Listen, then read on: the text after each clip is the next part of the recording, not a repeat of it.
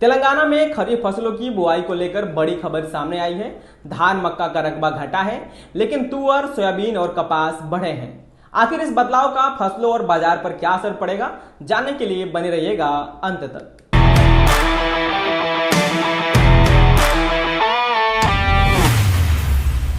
नमस्कार, मैं हूं मनीष और आप देख रहे हैं न्यूज मार्केट 24। तेलंगाना से खरीफ फसलों को लेकर बड़ी खबर सामने आई है। राज्य में खरीफ फसलों का कुल रकबा 117 लाख एकड़ के करीब पहुंच गया है। 19 अगस्त तक कुल बुआई क्षेत्र 116.98 लाख एकड़ दर्ज हुआ। हालांकि पिछले साल के मुकाबले रकबा थोड़ा कम है।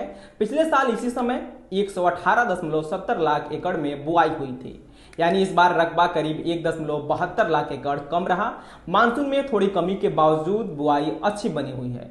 तेलंगाना में धान, मक्का, तुअर और कपास प्रमुख फसलें हैं। इसके अलावा सोयाबीन की खेती भी यहाँ काफी होती है। अब बात करते हैं धान और मक्का की। इस बार धान का रकबा घटकर 48.75 लाख एकड़ रह गया है। पिछले साल धान 54.80 लाख एकड़ में बोया गया था। वही मक्का का रकबा घटकर 5.78 लाख एकड़ रह गया है। पिछले साल मक्का का क्षेत्र 6.13 लाख एकड़ था। धान और मोटे अनाज का कुल रकबा भी घटा है। यह पिछले साल 61.28 लाख एकड़ था। इस बार घटकर 54.91 लाख एकड़ पर आ गया है। लेकिन दलहनों के आंकड़े काफी मजबूत नजर आ रहे हैं। दलहनों का रकबा 2 लाख एकड़ से ज्यादा बढ़ा है। पिछले साल यह 5.56 लाख एकड़ था। इस बार बढ़कर 7.60 लाख एकड़ पहुंच गया है।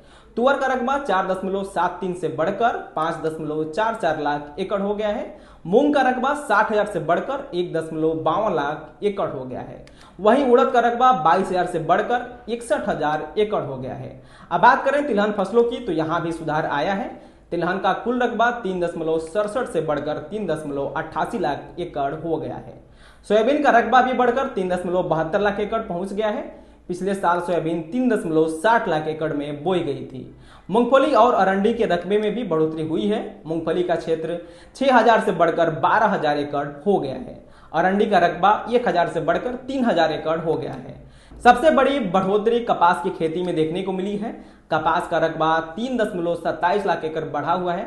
पिछले साल कपास 44.92 लाख एकड़ में बोई गई थी। इस बार बढ़कर 48.19 लाख एकड़ पर पहुंच गई है। गन्ने के रकबे में भी इस बार बढ़ोतरी हुई है। कुल मिलाकर धान और मक्का का रकबा कमजोर हुआ है।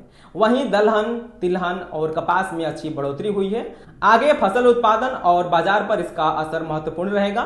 खेती और कमोडिटी बाजार से जुड़े हर बड़े अपडेट के लिए देखते रहिए न्यूज मार्केट 24।